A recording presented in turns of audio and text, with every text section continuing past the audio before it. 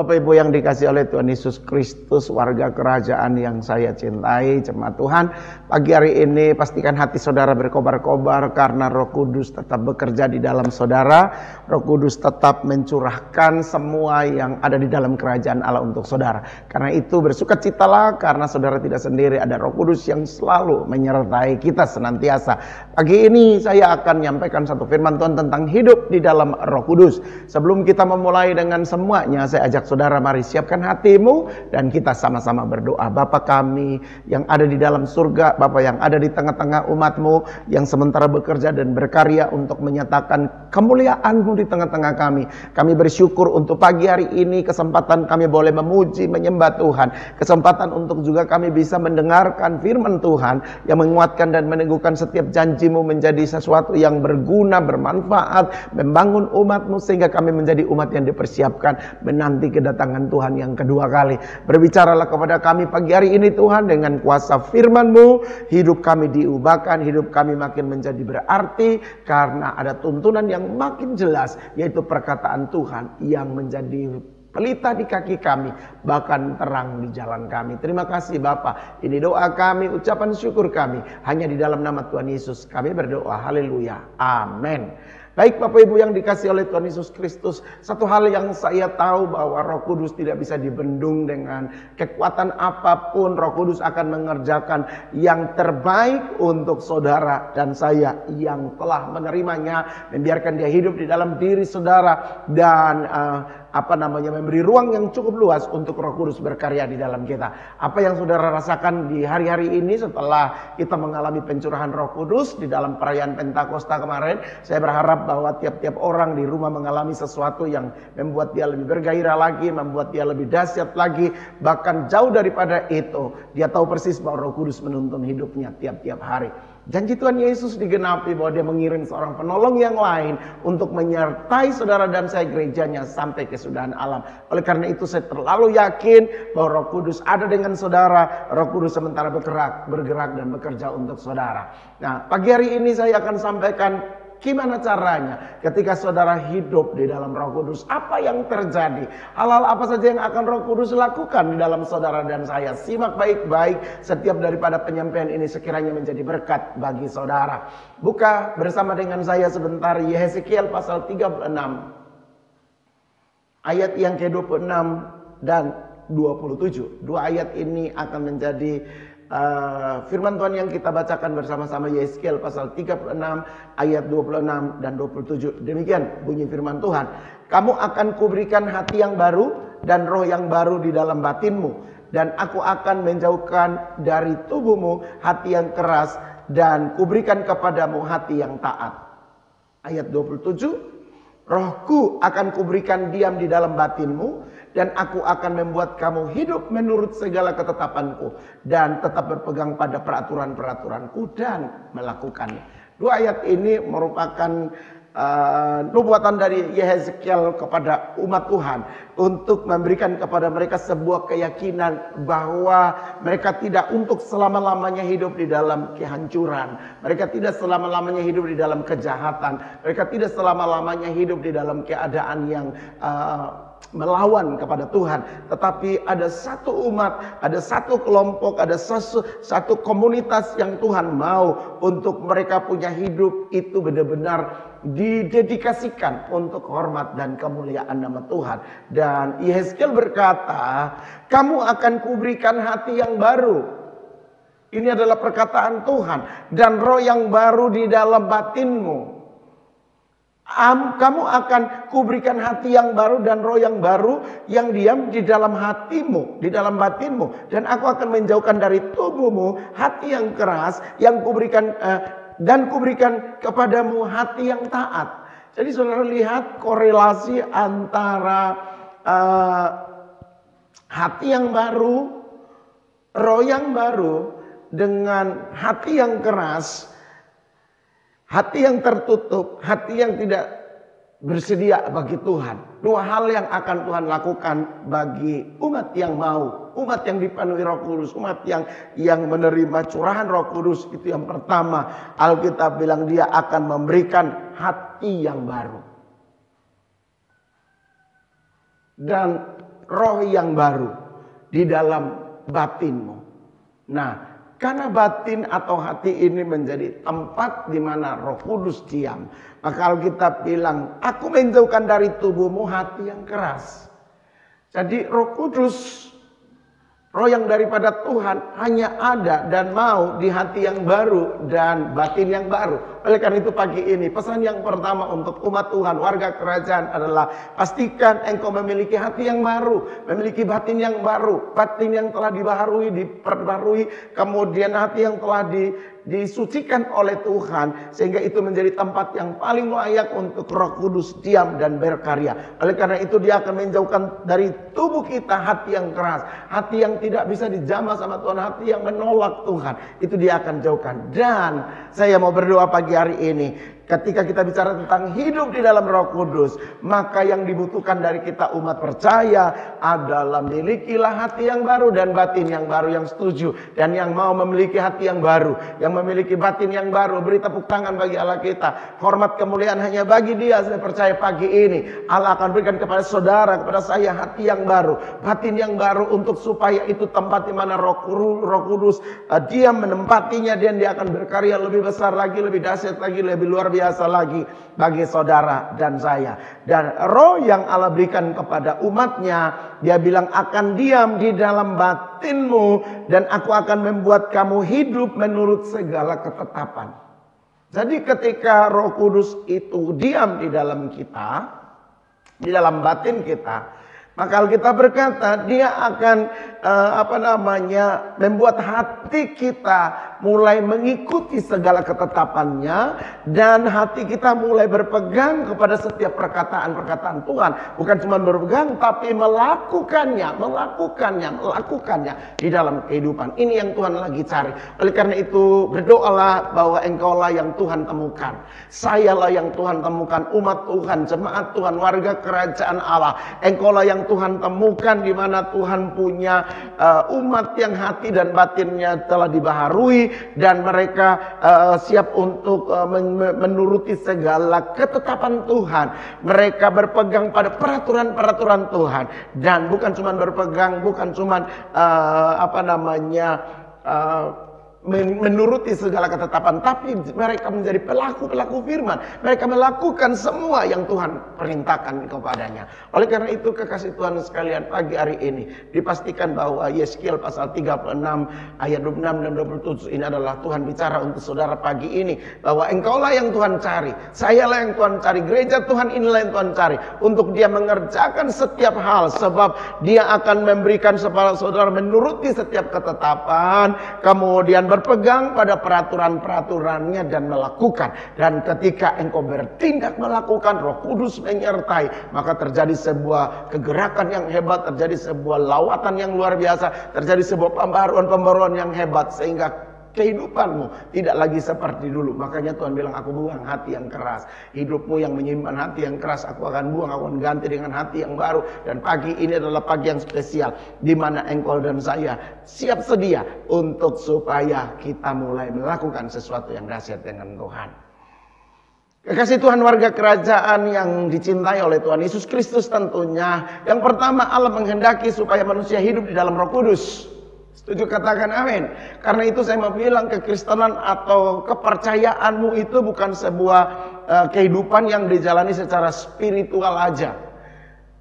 Artinya sesuatu yang dikerjakan karena memang itu harus dikerjakan, atau sesuatu yang dikerjakan karena kita berharap, karena kami mengerjakan hal ini, kemudian itu membuat kamu melihat jalan yang terbuka. Tidak. Kekristenan itu adalah gaya hidup. Amin. Kekristenan itu adalah gaya hidup. Kristus ada di dalam saya, ada di dalam saudara. Oleh karena itu ketika gaya hidup kekristenan itu bukan sebuah spiritualitas, tetapi itu lebih kepada gaya hidup kamu kepada Tuhan. Gaya hidup kamu mengadopsi semua yang adalah milik Tuhan dalam hidupmu. Maka saya percaya kekristenan akan menjadi hidup yang bergairah. Karena tadi Yeskiel berkata, ada hati yang baru, ada batin yang baru yang Tuhan kasih. Dan ketika kamu memiliki hati yang baru, batin yang baru, maka kamu mulai menurutin segala ketetapan Tuhan. Engkau mulai berpegang pada peraturan-peraturan Tuhan. Dan engkau mulai melakukan itu di dalam hidup. Itu yang disebut gaya hidup. Oleh karena itu yang pertama, kekristenan itu kita tidak hidup cuma secara spiritualitas saja, tetapi engkau sementara hidup dengan gaya hidup kerajaan Allah, di mana Yesuslah yang menjadi pola untuk saya dan untuk saudara. Yang kedua, Allah menghendaki manusia untuk mempunyai hidup di dalam Roh Kudus, karena Dia Allah akan memperoleh gerejanya dengan rohnya. Kalau saudara perhatikan baik-baik di Yeskiel pasal 26 36 ayat 26 dan 27, bagaimana Tuhan memperbaharui. Karena Dia bilang, aku akan memberikan. Jadi siapa yang memulai? Bukan saya, bukan saudara, tapi Tuhan yang memulai. Kamu akan kuberikan hati yang baru. Tuhan yang akan memberikan sesuatu. Sehingga saya bilang yang kedua, jika kita Allah menghendaki manusia mempunyai hidup di dalam roh, karena Allah akan memperbaharui gereja, memperbaharui umatnya, memperbaharui warganya dengan Roh Kudus. Seperti Roh Kudus menjadi motor penggerak yang paling dahsyat untuk melakukan sesuatu yang hebat untuk saudara dan juga untuk saya.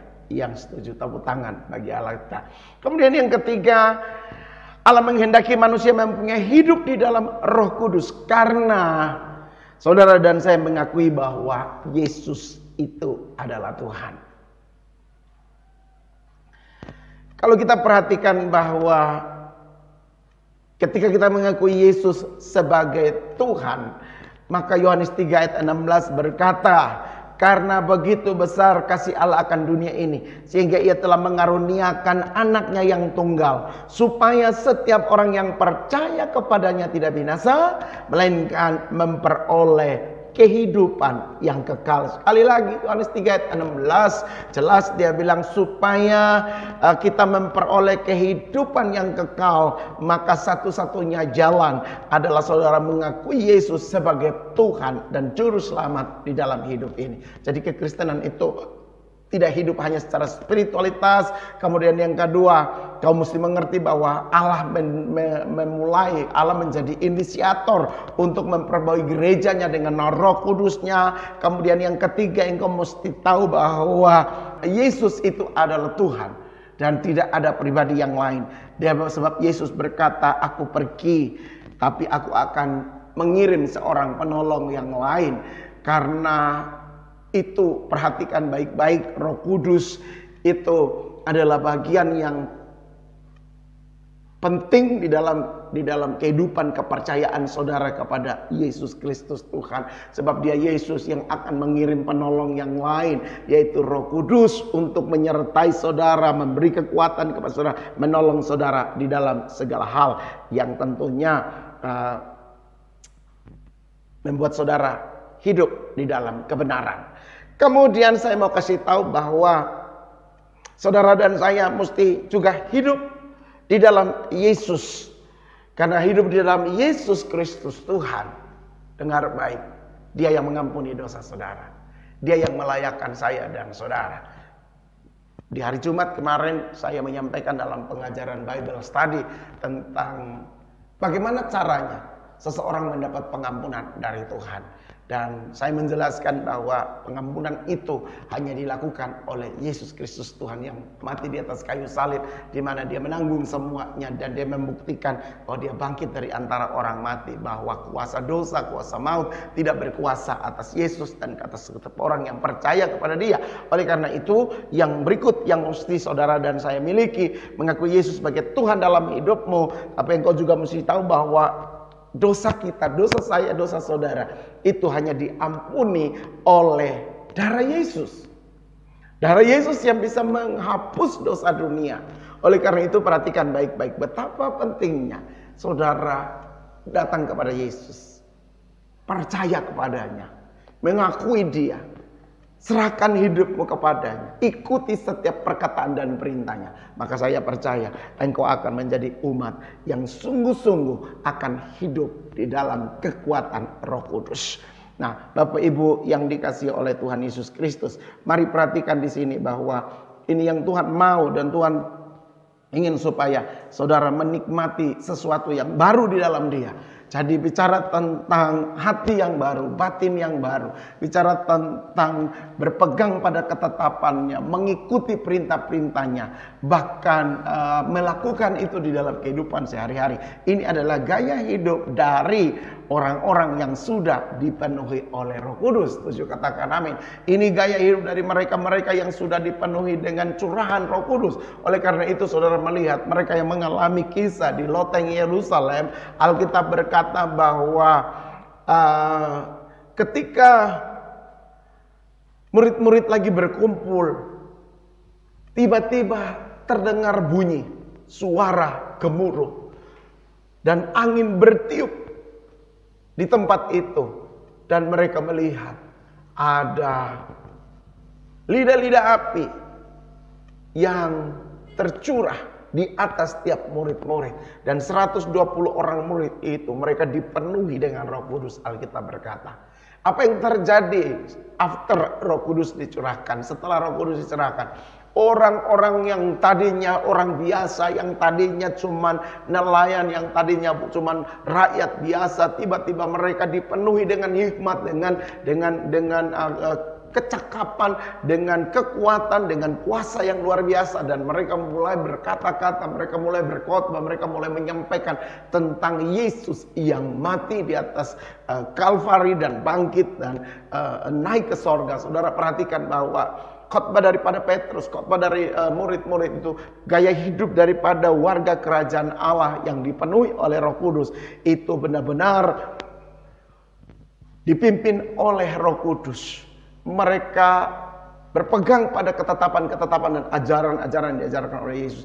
Mereka mulai melakukannya di dalam hidup, dan Alkitab berkata gereja mula-mula merupakan titik awal di mana Allah membawa dunia kepada kehidupan yang dibaharui. Nah, oleh karena itu di pagi hari ini perhatikan baik-baik umat Tuhan, betapa pentingnya saudara dan saya mesti hidup di dalam Roh Kudus. Setuju? Katakan amin. Betapa pentingnya saudara menikmati kuasa Roh Kudus yang turun untuk memenuhi saudara. Oleh karena itu pagi hari ini tetap masih ada kesempatan saudara berkata, Tuhan penuhi saya dengan Roh Kudus-Mu pagi ini.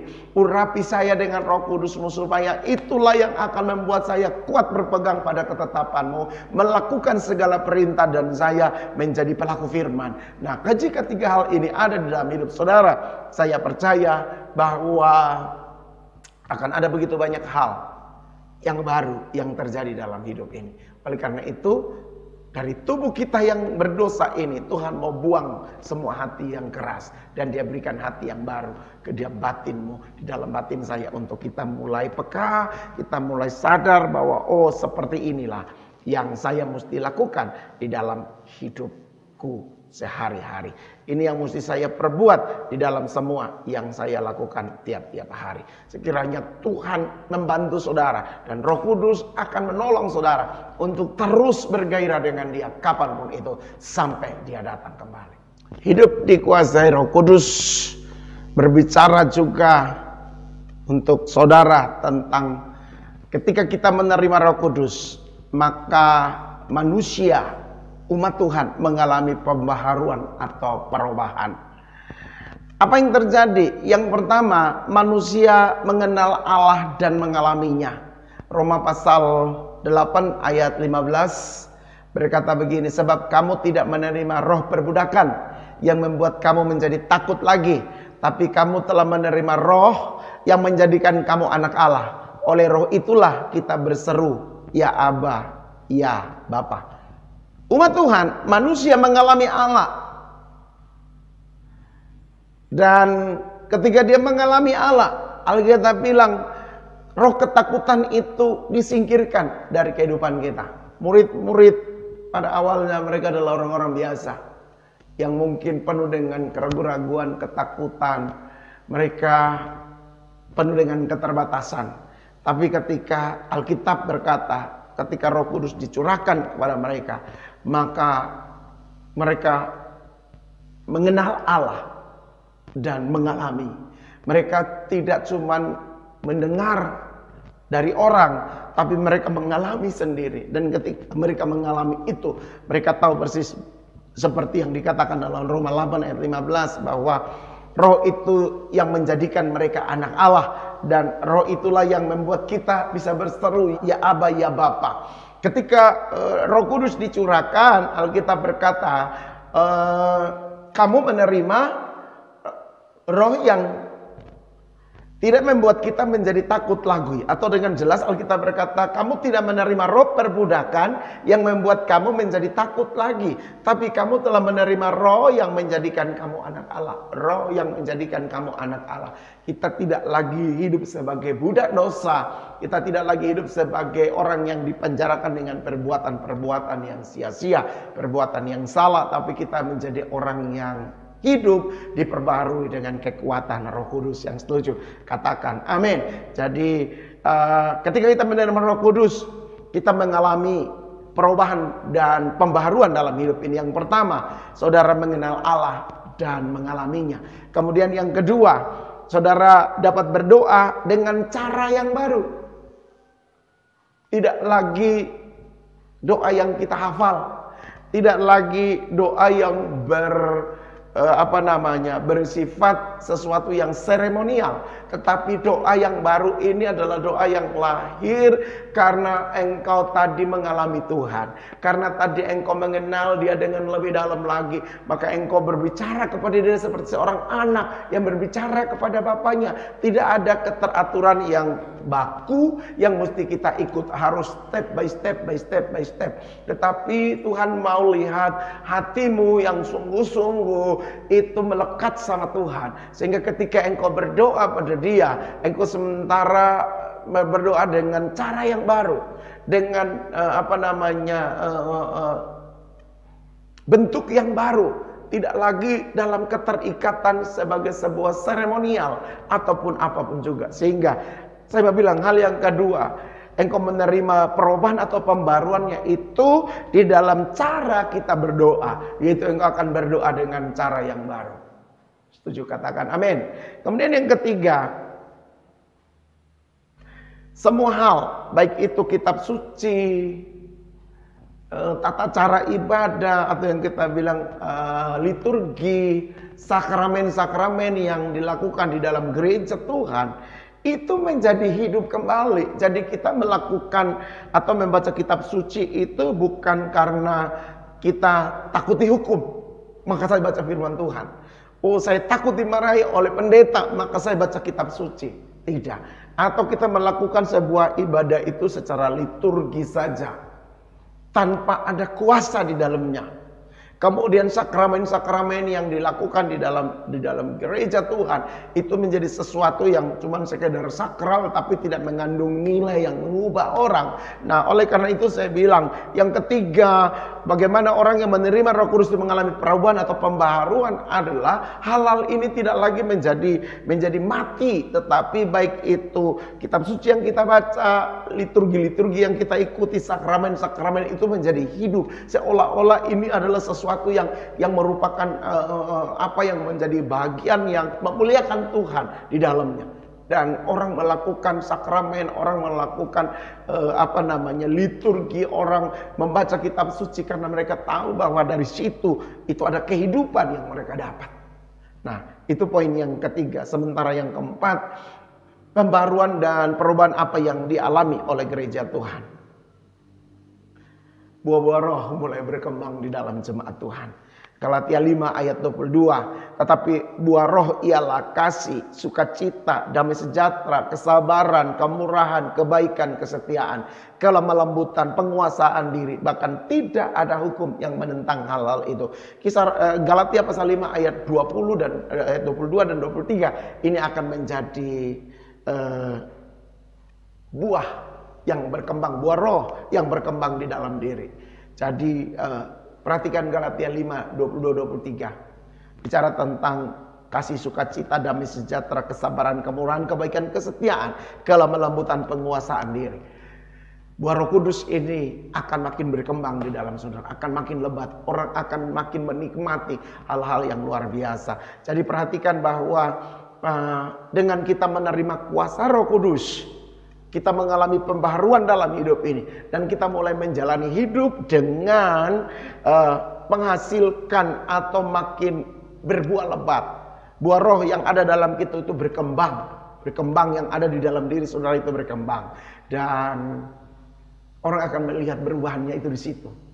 Kalau tadi kita bilang berubah, dari mana ya kita lihat perubahannya?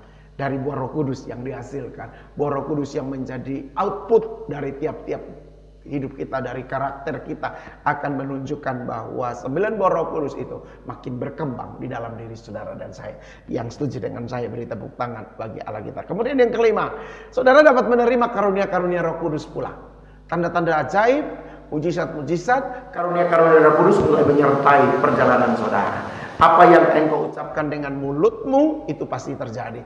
Engkau berkata sembuh, maka orang yang sakit sembuh. Engkau berkata pintu terbuka, maka pintu yang tertutup menjadi terbuka. Mujizat, tanda-tanda heran, karunia-karunia Roh Kudus itu akan memperlengkapi saudara.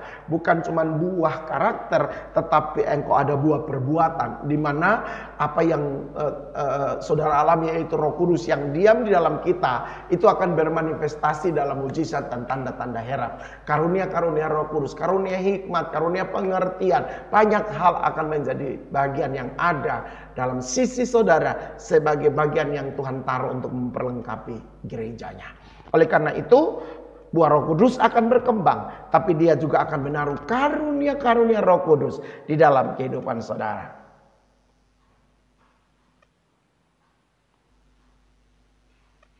Kiranya Tuhan memberikan 2 hal ini melengkapi saudara dan saya, yaitu buah karakter kita, buah-buah Roh Kudus itu makin membesar, semakin melimpah-limpah di dalam kita. Tetapi Tuhan juga menyertai dengan tanda-tanda ajaib, dengan karunia-karunia Roh Kudusnya yang akan melengkapi saudara dan saya. Salah satunya adalah karunia berdoa dalam bahasa roh. 1 Korintus 14 ayat 2 berkata begini, siapa yang berkata-kata dalam bahasa roh tidak berkata-kata kepada manusia, tetapi kepada Allah. Karena tidak ada seorang pun yang mengerti bahasanya. Oleh roh dia mengucapkan hal-hal yang rahasia. Jadi perhatikan 1 Korintus 14 ayat yang kedua. Berkata bahwa siapa yang berkata-kata dalam bahasa roh, dia berkata-kata kepada dia tidak berkata-kata kepada manusia, tetapi kepada Allah. Karena tidak ada seorang pun yang mengerti bahasanya. Oleh roh itu dia mengucapkan hal-hal yang rahasia. Mungkin berbicara tentang salah satu karunia Roh Kudus, yaitu berdoa dalam bahasa roh. Ini benar-benar Allah kasih untuk umatnya, untuk supaya kita bisa berkata-kata kepada Allah. Kemudian kalau saudara perhatikan di dalam 1 Korintus 14 ayat 14, Alkitab berkata, sebab jika aku berdoa dengan bahasa roh, maka rohku lah yang berdoa, tetapi akal budiku tidak turut berdoa.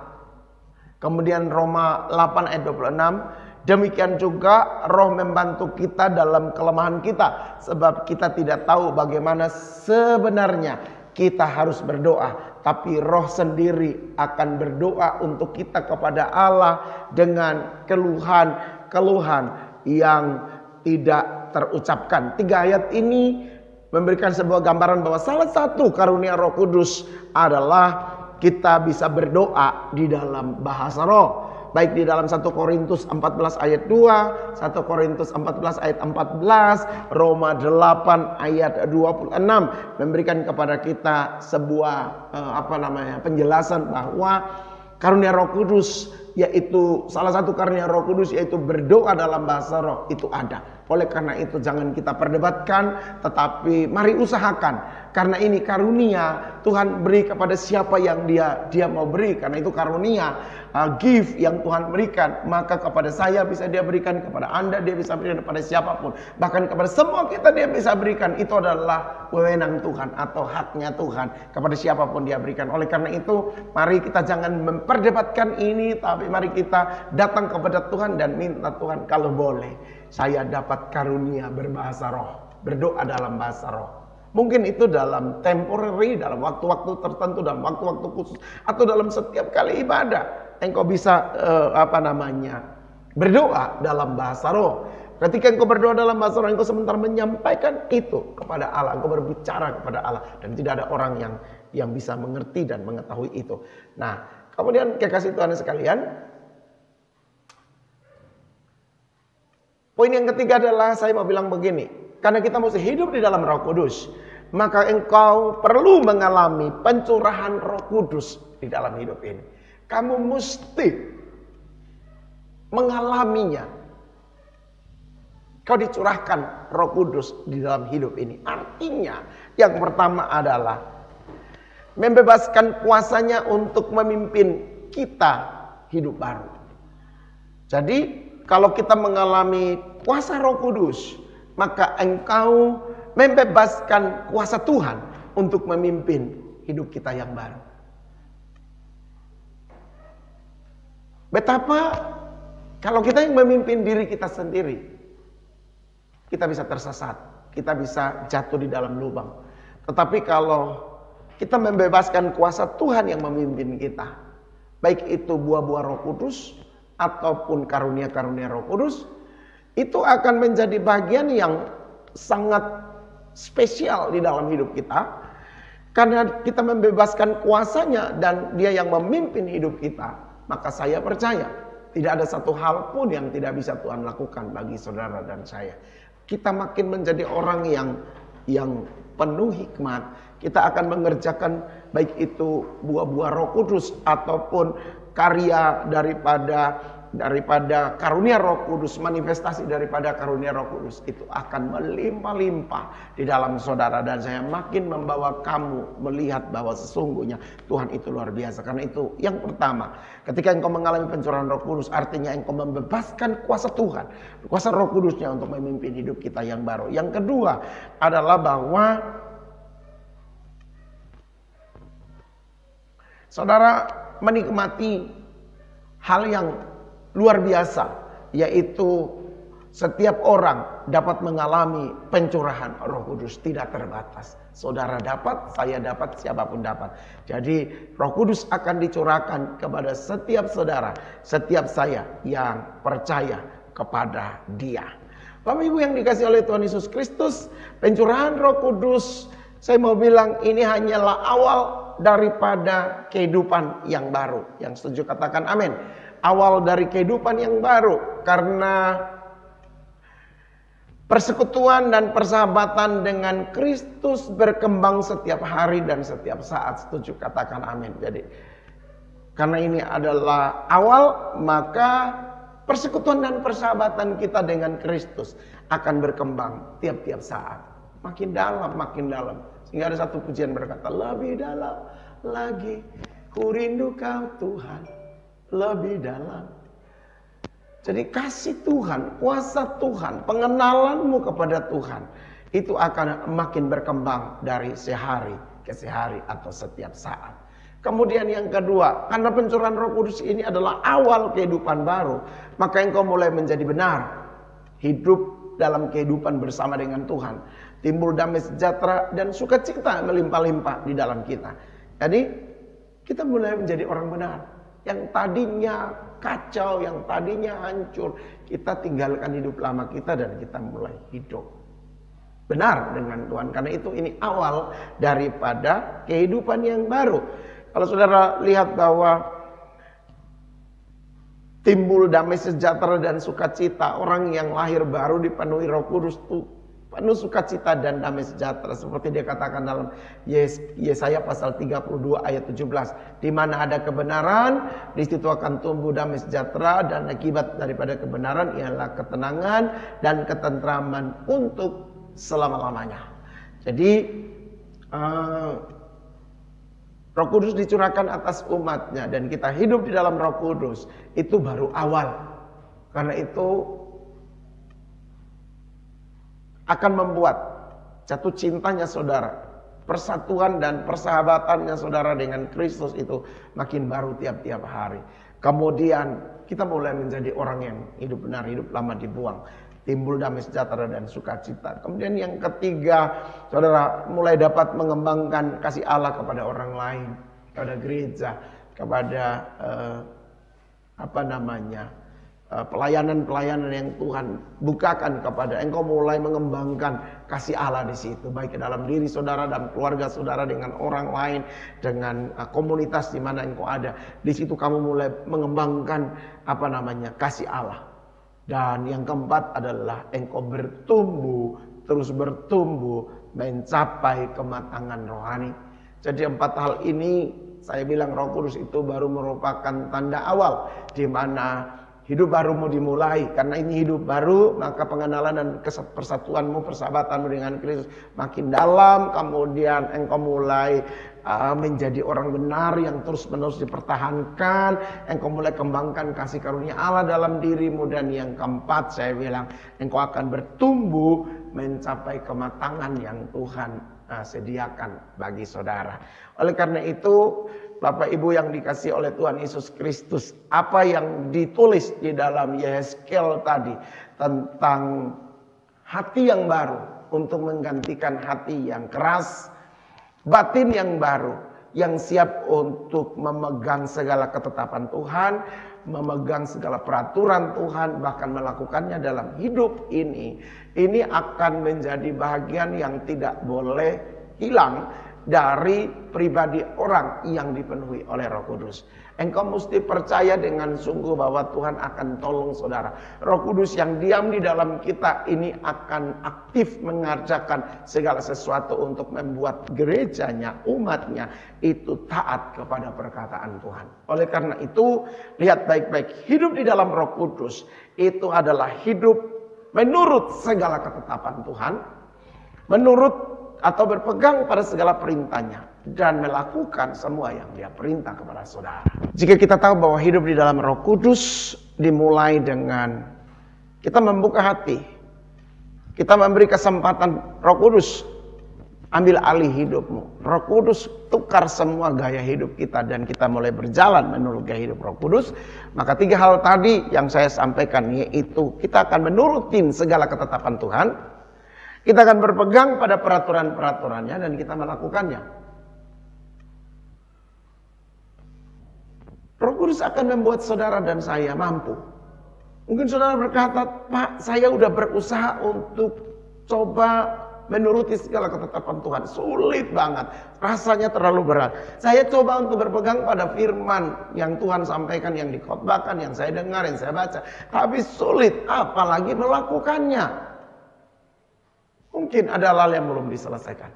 Karena ketika kita berbicara tentang batin yang baru dan hati yang keras dibuang, ini pertukaran yang tidak mudah. Tetapi sangat mudah ketika engkau mengandalkan Roh Kudus. Setuju, katakan amin. Oleh karena itu, mari kita belajar untuk hidup di dalam Roh Kudus.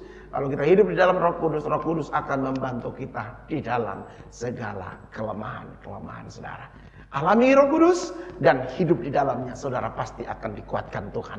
Oke, demikian firman Tuhan yang bisa saya sampaikan untuk umat Tuhan di pagi hari ini. Mengakhiri bulan Mei ini, saya percaya bahwa urapan Roh Kudus ada bersama dengan saudara. Mari buka hatimu untuk kita sama-sama berdoa. Mari kita berdoa. Bapa, kami mengucap syukur bahwa kami diizinkan untuk hidup di dalam Roh Kudus. Ketika kami hidup di dalam Roh Kudus, maka Tuhan akan memberikan hati yang baru. Tuhan akan memberikan roh yang baru diam di dalam batin kami. Bahkan Engkau menjauhkan tubuh dari tubuh kami hati yang keras, dan Kau berikan kepada kami hati yang taat. Ini menjadi bahagian yang aku percaya Roh Kudus akan kerjakan di dalam tiap-tiap jemaat Tuhan. Ubah hati kami, ubah prinsip kami, ubah semuanya yang merupakan kekerasan hati kami, dan membuat Allah terhalang untuk mengerjakan sesuatu proyekmu di dalam hidup ini. Oleh karena itu, sebagai orang yang percaya kepada kuasa Roh Kudus, kami datang kepadamu pagi hari ini. Kami minta Tuhan, jamah setiap umatmu. Berikan supaya hati kami dibaharui oleh Engkau, hati kami dijamah oleh Engkau, hati kami dipenuhi dengan kuasa Roh Kudusmu, sehingga apapun yang menjadi rencana Tuhan, kami dapat mengerjakannya. Apapun yang menjadi proyek Tuhan di dalam hidup ini, kami dapat melakukannya. semuanya. Jadikan kami umat yang tidak mempertahankan hati yang keras, tapi kami melepaskan itu, membuang itu. Dan kami beri kesempatan Roh Kudus tinggal, diam, dan ada bersama-sama dengan kami semua. Terima kasih Bapa di sorga untuk urapan Roh Kudus-Mu yang ada di pagi hari ini. Aku berdoa dan aku berkata dalam nama Yesus, penuhlah setiap umat-Mu dengan curahan Roh Kudus. Baik di rumah-rumah, mereka yang lagi dalam perjalanan, mereka yang lagi duduk mendengar khotbah ini. Aku percaya tangan Tuhan yang dahsyat menyertai.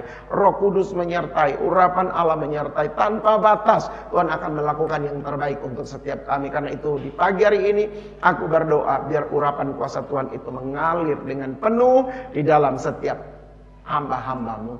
Terima kasih untuk firman Tuhan pada pagi hari ini. Urapan-Mu terus bekerja bagi setiap kami dimanapun kami berada. Dan kami percaya karena Roh Kudus yang telah memenuhi hati kami, maka kami akan mendapat kehidupan yang baru bersama dengan Tuhan Yesus. Terima kasih Bapa, terima kasih Roh Kudus. Ini doa kami, ucapan syukur yang bisa kami naikkan di pagi hari ini.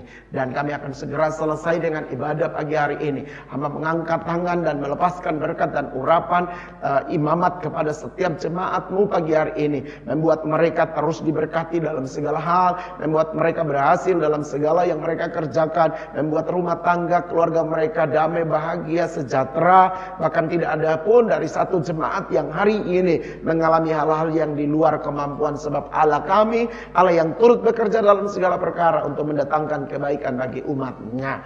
Karena itu mari Bapa, lepaskanlah berkat-Mu atas umat-Mu pagi hari ini. Yaitu anugerah kasih dan sayang yang berasal dari Bapa di sorga, penyertaan dengan kuat kuasa Yesus Kristus Tuhan, bahkan persekutuan dalam Roh Kudus tinggal tetap menyertai, menolong dan membimbing setiap kami mulai pagi hari ini sampai selama-lamanya, sampai hari Maranatha Tuhan Yesus datang di awan-awan untuk menolong dan memberkati kami semua, menjemput kami di sana. Biar berkat terbaik ini kami terima bersama-sama hanya di dalam nama Bapa, Putra dan Roh Kudus, di dalam nama Tuhan Yesus Kristus. Haleluya. Yang percaya dan diberkati Tuhan sama-sama kita katakan amin.